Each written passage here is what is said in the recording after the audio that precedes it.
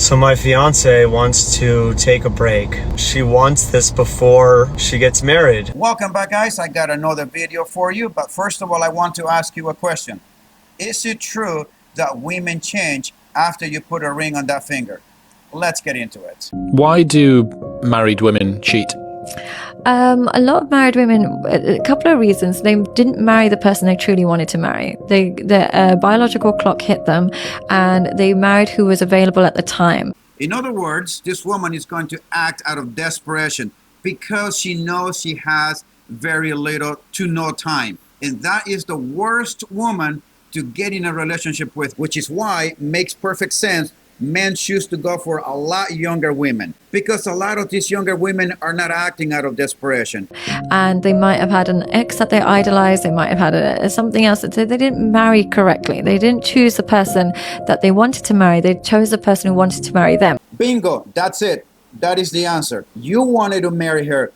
She did not want to marry you. You were just the option that was available for her to get what she wanted in life. Kids, stability. But honestly, you were not the guy that she was really attracted to. And because you were the one given some provision and protection as a way to keep you around, she's going to give you maintenance sex once a week. That's it, if you're lucky. And so they settled to begin with, so they started wrong. And that can happen. On the alternative side, it could be is when she hasn't felt desired for a really long time. And she puts the feeling of needing to feel desired and sexy and attractive as a number one emotion. So she'll put that over and above her family, and she craves that. And she craves that. So if she's naturally born quite attention seeking. And here is another one that a lot of men fail to see. A woman that cannot live without attention and validation, that she has to post every damn thing she does from the morning she wakes up, checking up all the likes. And if she is this type of woman, I'm telling you guys, you need to walk away, because if this woman craves attention, she's going to start neglecting you. It's going to start neglecting the kids. And the very moment that woman starts to see that attention and validation go away, she's going to do whatever she can to get that back. And unfortunately, that's going to come with the great possibility of stepping out of that marriage. Or if she married who wanted to marry her rather than who she truly wanted to marry, unfortunately, she's more prone to cheating. Yeah, and also if she grew up with a bit of chaos. I find that women that come from single-parent homes are far more likely to cheat. A little bit of chaos, right?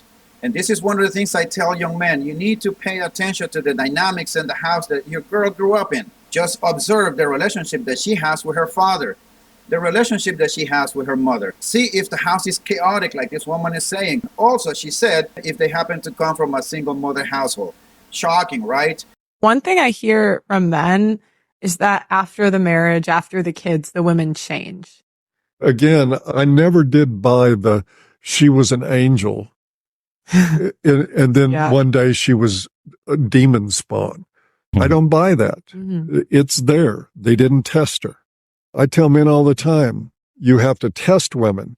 See if she's even this vindictive. Just the tiniest amount of vindictiveness early on tells you that vindictiveness will be multiplied by 1,000,000 down the road once the infatuation's over. And here is what the problem lies for a lot of men. They are afraid to rock the boat, yet they see some red flags and they are afraid to say something about it because they don't want to screw up what I got going on. She finally paid attention to me, looked my way, gave me an opportunity. I see some things that I may not like, but I'm not going to say anything because I need to make this thing work.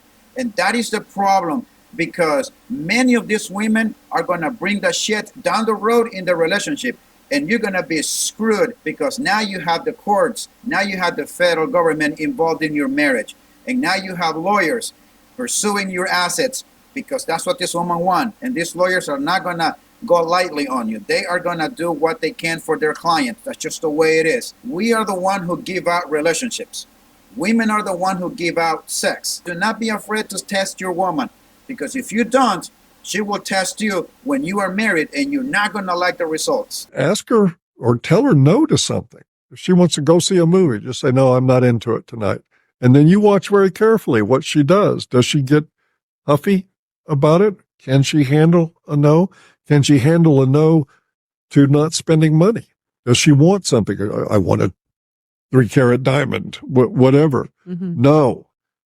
That's not going to happen. What does she behave like then? She'll tell you who she is. Mm-hmm. She'll show you. Is that the setup she wants? Because if that's what she wants and that's what you're providing, there's two problems. There's her and there's you. Mm-hmm. But I just don't buy these guys that say, oh, she perfect, just everything. And then we got married and all of a sudden she was a different person. I agree with what this man said, 100%. Let me give you one example. And let's just say that you do not want to have kids. It's not in your plan. You do not want to have kids no matter what. Then you meet your woman and then you ask her, what's your take about having kids? And if her answer is, I'm okay, I don't have a problem with it, I think I can deal with it, I think I can live with it, it will not bother me, those are not the correct answers because I'm okay with it in her mind for now. I don't think it'll bother me for now. When a woman tells you, I'm okay with it, it doesn't bother me, I'm all right, yeah, it's not a big deal. You have to understand that those answers are not equal to your answers. And a lot of men fail to understand that. And they think by the woman saying, yes, I am okay with it, I don't have a problem, I think I can deal with it, they think that those answers have the same weight and have the same value and are said with the same conviction. And they're not. And then they get into a relationship, they get married, and then all of a sudden the woman says, hey, honey, you know what? I was thinking about it. I think I want to have kids. And what are you going to do about it? You're going to tell her, hey, when we had this conversation back when we were dating, you told me that you were okay with it. And she's going to tell you, yeah, I know I said that back then, but all of my friends are getting married and having kids. And I've been to their houses and I've been holding their kids. And, all of a sudden I have a change of mind and I just want to try it. And what are you going to do about it? Now you're screwed. And now you're going to have to go get a lawyer and start the divorce procedures. Why? Because you fail to understand that when women say, I'm okay with it, I don't have a problem with it, I can live with it, it's not a big deal, it's not a definitive no. Her answer does not match your answer. It was never the same. It was not said with the same conviction as yours. Let me give you one example of exactly what I mean by showing you this next video of this guy talking about his fiance. Let's check this guy out. So my fiance wants to take a break. She has only been in long-term relationships and she's never had a period of being single before. So she wants this before she gets married. Even though our relationship is fucking awesome. How clueless this man is in thinking that his relationship is awesome, as he said it. It is awesome on his end from his point of view, but not from his woman's point of view very clearly, because she wants to go monkey branching, wants to take a break from this engagement, not even a relationship, engagement. What a wonderful fiance this man have. But let's keep going. Let's see what else he has to say. And to me, it feels like she's willing to throw it away for that. Maybe that means it's not right for me. Maybe this is not what I'm looking for. I'm looking for someone who wants to be with me fully, 100%. All in. It feels lucky and grateful to have me. Doesn't feel like that right now. She does not feel lucky or grateful to have you because she doesn't. No woman that loves her man wants to go jump in another man's meat stick. It just does not happen. It simply does not. And yet, there were some men telling this man a piece of their mind what they thought of their relationship. Check this one out. For those of you who are not reading, this is what one of the guys told him in the comment section. This means I have this other guy. I have always wondered what if. So I'm going to try that. And if I'm wrong, I'll come back.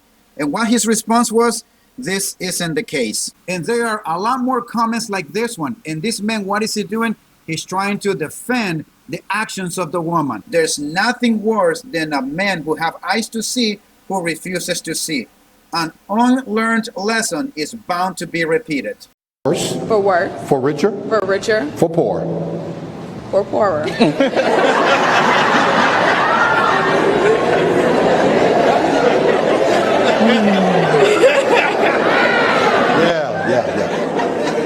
We hit that snag about 20 times in counseling. Bria made it very clear to Jonathan, you cannot be broke. And the worst part about this one here is that everybody's laughing, including the guy who's about to get married. Apparently, the pastor was saying that they have touched the same subject about 20 times, about the chances of this man ended up being poor, it's there, and you're going to be with him. And this woman was reluctant to say that marital vow. And everybody else was laughing. Everybody took that as a joke. She already told him, if you go broke, I'm divorcing your ass. In sickness. In sickness. And in health. And in health. To love. To love. Cherish. Cherish. And to obey. We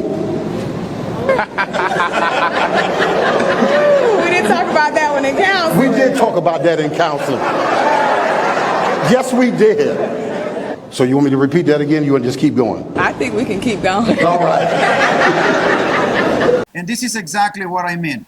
The red flags are there. This man chooses to ignore them. She's actually displaying them at the wedding. And what's everybody else doing?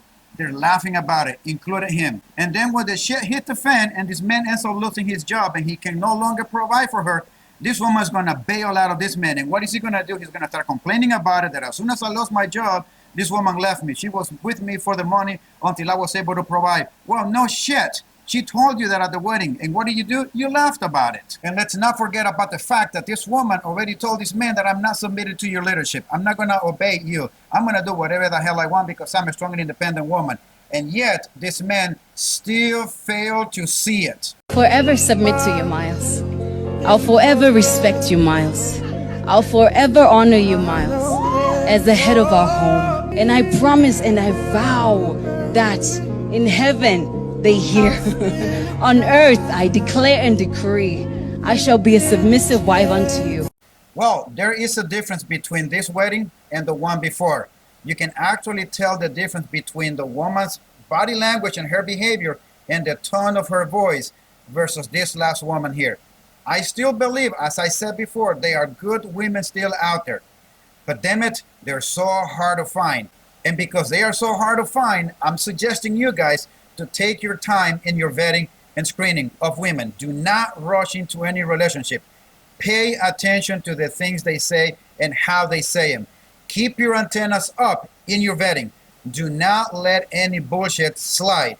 You need to be firm in your convictions and do not bend them for anyone. You need to watch your six at all times, and I'll see you next time.